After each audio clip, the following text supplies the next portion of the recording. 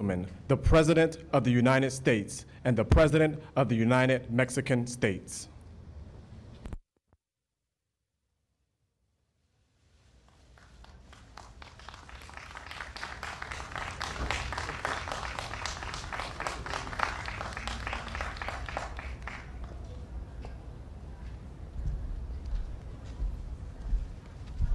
Thank you very much, everyone.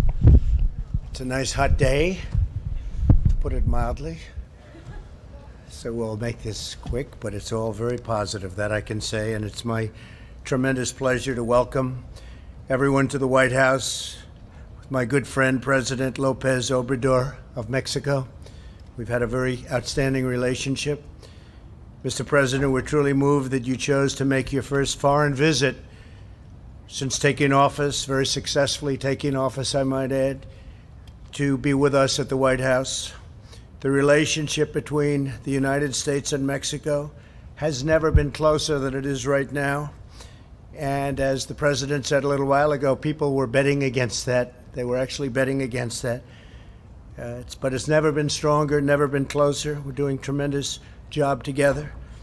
We're cherished friends, partners, and neighbors. Our cooperation is founded on mutual trust and mutual respect between the two of us and between our two countries. And we honor the great dignity of both nations. With this visit, President López Obrador and I have the opportunity to strengthen the bond we have forged since his impressive election victory more than 2 years ago. A victory the Vice President and Ivanka joined in celebrating at the swearing-in. It was a very exciting day for them. Each of us was elected on the pledge to fight corruption, return power to the people, and put the interests of our countries first. And I do that, and you do that, Mr. President. The tradition of great respect between Mexican and American presidents goes back to the early days of both of our nations, and in particular, it includes President Abraham Lincoln and President Benito Juarez, who each held one another in very, very high esteem. They were great friends, and they did great things together, and we are grateful that this morning President López Obrador laid a wreath at the memorials that stand to each of these leaders right here in our nation's capital. That was a very beautiful, beautiful ceremony. Our countries are linked by trade and travel, by history and culture, by faith and family. The United States is home to 36 million incredible Mexican-American citizens. Mexican-Americans uplift our communities, and they strengthen our churches and enrich every feature of national life. They are hardworking, incredible people. They are also great businessmen and women and make up a big percentage of our small business owners, and very successful. They're very, very successful. They're like you. They're tough negotiators and great business people, Mr. President. Working alongside President López Obrador, we're taking this relationship to new heights and building a powerful economic and security partnership. Together, we have addressed many of the most complex issues facing our two countries that really went unresolved for many years and, frankly, far too long. Should have been resolved long before I got here. But we're achieving great strides and remarkable breakthroughs in strengthening our relationship for decades to come. With everything that we have accomplished, the potential for the future of the United States and Mexico is unlimited. Far, far greater situation really for both countries than anyone thought possible. Today we celebrate the historic victory we achieved together just days ago when NAFTA was officially terminated, one of the worst trade deals in history, and replaced with a brand new, beautiful USMCA. We want to thank Canada also. I spoke with and will be speaking to the Prime Minister in a little while. While NAFTA slashed wages and eliminated jobs, the USMCA includes groundbreaking labor protections for workers in both nations. This landmark agreement will bring countless jobs from overseas back to North America, and our countries will be very big beneficiaries. We are already seeing the fruits because it started. It's the largest, fairest, and most advanced trade deal ever reached by any country, and it will bring enormous prosperity to both American and Mexican workers and Canada. We want to thank everybody. We'll have a separate day with Canada. They're coming down at the appropriate time. But we want to congratulate Canada and the people of Canada, the Prime Minister. But this has been a tremendous achievement. It's actually the largest trade deal ever made. And we made a big one with China, too, but this is the largest trade deal ever made. Our two governments are also in close cooperation to stop the illicit cross-border flow of drugs and guns, cash and contraband, and very importantly, stopping human trafficking. We're forging critical partnerships across the Western Hemisphere to combat the cartels and the smugglers and to ensure safe, humane, and lawful migration. And we've been helped greatly by Mexico on creating record numbers in a positive sense on our southern border. It's been really very, very tight and done a great job. And I want to thank the Secretary who's here. We have Chad, you're here someplace. Where is Chad? What a good job you're doing, Chad. Great job. We're proud of you. And you've worked very closely with Mexico. I know you were just telling me what a great help they've been. Right? Thank you very much, Chad. We've also worked closely in the battle against the coronavirus, together saving countless thousands of lives. It's been my honor to help Mexico procure 600 ventilators, and it's going to be a higher number than that. They needed them very badly, and we were able to make them. We're making thousands a week, and we're helping a lot of countries. But one of the first, and maybe the first that I spoke to, was Mexico. We have a lot of them in Mexico, saving a lot of lives. And Mr. President, we're in this fight together, and we're doing very well. Just a couple of things on that. I'm proud to further announce that the U.S. is by far number one in testing, number one in the world in testing, and that the mortality rate is the lowest, or just about the lowest, of any nation anywhere in the world. And we're safely reopening our country, and very importantly, we're safely reopening our schools. We want the schools to be open and going in the fall. And most of them, I think, are looking at it that way. It's very important. We're finding out that learning by computer is not as good as learning in the classroom or learning on the campus, and I think you're finding that too. We want to learn in the classroom, so our schools, we want them open in the fall. Following President López Obrador's remarks, we'll sign a joint declaration committing ourselves to a shared future of prosperity, security, and harmony. This is truly a proud moment in history for both of our nations, Mexico and the United States. With the signing, we pledge the close and continued friendship between the United States and Mexico, and we accelerate our progress toward an even greater tomorrow, and that's what's happening, a greater, maybe even a far greater tomorrow, with a prospering region, a flourishing hemisphere, and two sovereign nations thriving, growing, and excelling side by side, working together, and that's what we've been doing. Mr. President, we look forward to hosting you for a beautiful dinner later on this evening with some of your friends from Mexico and some of our great friends from the U.S., and it's an honor to have you with us, and please, we'd love to have you say a few words. Thank you. Thank you very much.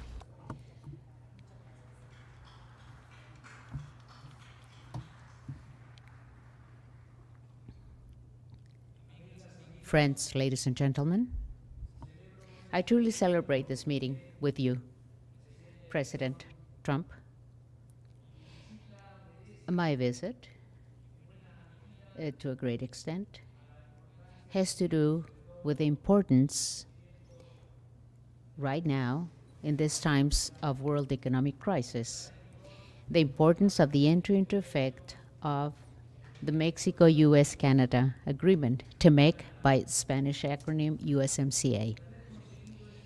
Having been able to close this deal constitutes a great accomplishment benefiting all three nations and our peoples.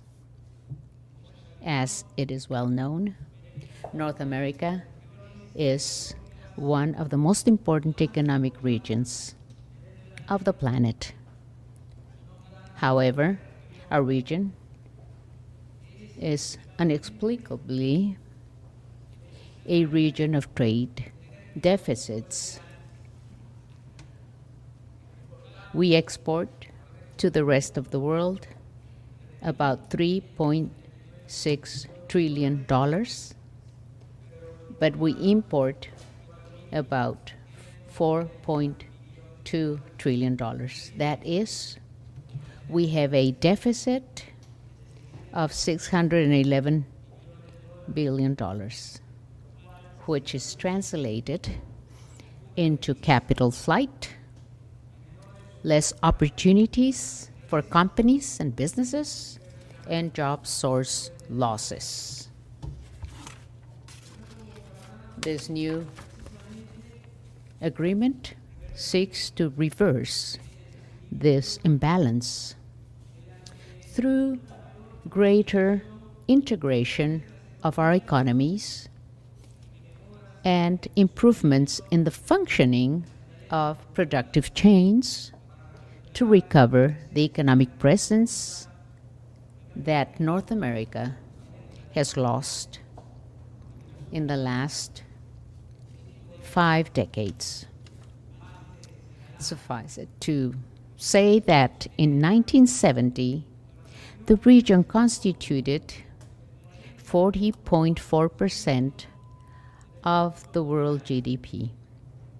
And now, this share in the global economy has gone down to 27.8%. That's why this agreement is a great option to produce, create jobs, and foster trade without having to go so far away from our homes, cities, states, and nations. In other words,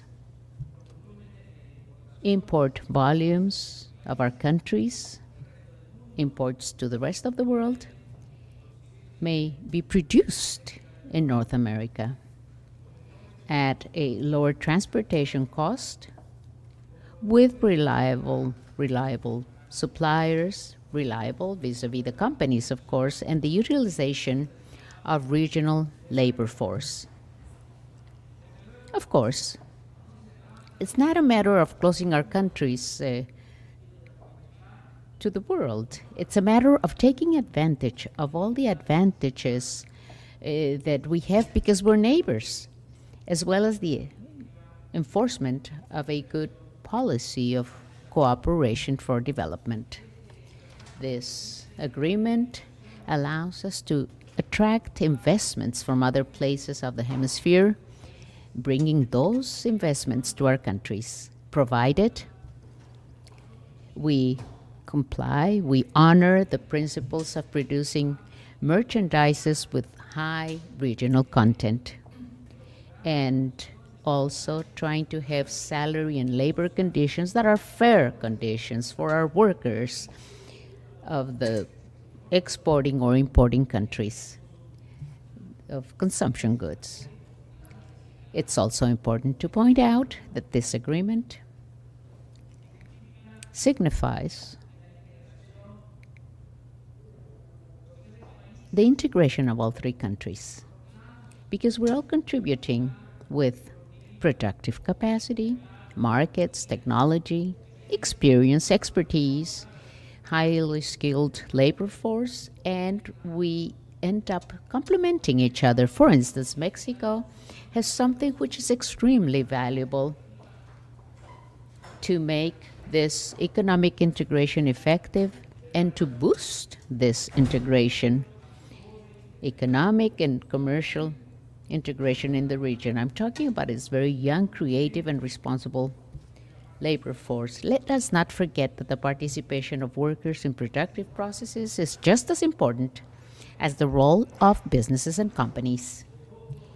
It really would be no good for us to have capital and technology if we don't have good workers that are outstanding workers because of their imagination, their talent, and their mystic when they do their work. On the other hand, with this type of agreement and respecting our sovereign states, instead of distancing ourselves, we are deciding, we're opting to walk together towards the future. We want to privilege understanding. That's why we're united. And we're setting aside differences, or we are solving those differences through a dialogue and mutual respect. Certainly, in the history of our relations, we've had perhaps moments in which our minds have not been together, and there have been problems that are not yet forgotten. However, we've been able to establish explicit agreements of cooperation and coexistence. For instance, in the 40s of last century, during the Second World War, Mexico helped meet the needs of the United States in terms of the raw materials needed by the United States, and it gave its support with the labor of migrant workers that were known as the braceros. Since then, and until now, we've been consolidating our economic, commercial, trade relationship, as well as our very peculiar cohabitation, sometimes as distant neighbors and other times as very affectionate and close friends. And it's also well known, history of geopolitics, this neighborhood we have, and economic circumstances of both of our nations have promoted in a very natural manner a process of migration of Mexican men and women coming here to the United States. And here we've been able to create a community of about 38 million people, including the children of Mexican parents. It is a community of good working people, who have come here to make a living in a very honest fashion, and they have so much contributed to the development of this great nation. Furthermore, in Mexico, more than in any other country of the world, we have in our society 1.5 million of U.S. citizens. They live there and they're part of our society. So we're not just united by geographic proximity. We have economic, commercial, social, cultural, and ties of friendship. President Trump. As in the best times of our political relationship, during my mandate as President of Mexico, instead of remembering this insults or things like that from against me, we have received from you, President Trump, understanding and respect. Some people thought that our ideological differences would inevitably lead to confrontations. Fortunately, this has not been the case, and I believe that towards the future, there will be no motive or need to break our very good political relationship or the friendship between our two administrations. The best president Mexico has ever had, Benito Juárez Garcia, as you have mentioned, had a good understanding with the great Republican president, Abraham Lincoln. Let us remember that this great historic leader of the United States, who was the promoter of the abolition of slavery, never recognized Emperor Maximilian imposed in Mexico through the intervention of the powerful French army.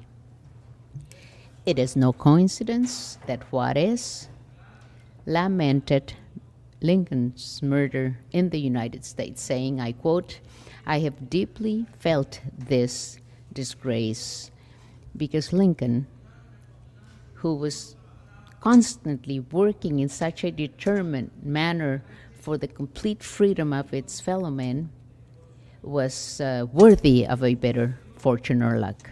End of quote. The same thing happened with the splendid relationship that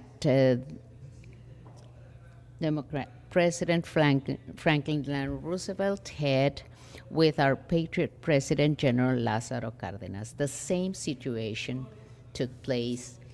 And after the oil expropriation, in a letter, General Cárdenas recognized the good understanding, the good bilateral understanding as follows. He said, "My administration believes that the attitude of the United States of America in the case of the oil company expropriation reasserts once more the sovereignty of the peoples of this continent that with so much efforts been maintaining, and the situation and the position of His Excellency, Mr.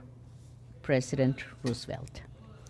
End of quote. So, with all proportions and all the circumstances, with different circumstances, history tells us that it is possible to understand each other without arrogance or extremisms. Now that I have decided to come to this meeting with you, President Trump, we had a good debate in my country on the convenience of this trip. I decided to come because, as I have already expressed, it is very important for us to be launching this new agreement. But I also wanted to be here to thank people of the United States, its government, and thank you, President Trump, for being increasingly respectful with our Mexican fellow men. And to you, President Trump, I want to thank you for your understanding and the help you've given us in issues related to trade, commerce, oil, as well as your personal support for the acquisition of medical equipment that we needed urgently to treat our patients of COVID-19. But what I mainly appreciate is that you have never sought to impose anything on us, violating our sovereignty. Instead of the Monroe Doctrine, you have followed, in our case, the wise advice of illustrious and prudent George Washington, who said, quote, "Nations should not take advantage of the unfortunate condition of other peoples," end of quote. You have not tried to treat us as a colony. On the contrary, you have honored our condition as an independent nation. That's why I'm here, to express to the people of the United States that their president has behaved with us with kindness and respect. You have treated us just as what we are, a country and a dignified people, a free, democratic, and sovereign people. Long live the friendship of our two nations. Long live the United States of America. Long live Canada. Long live our America. Long live Mexico. Long live Mexico. Viva Mexico.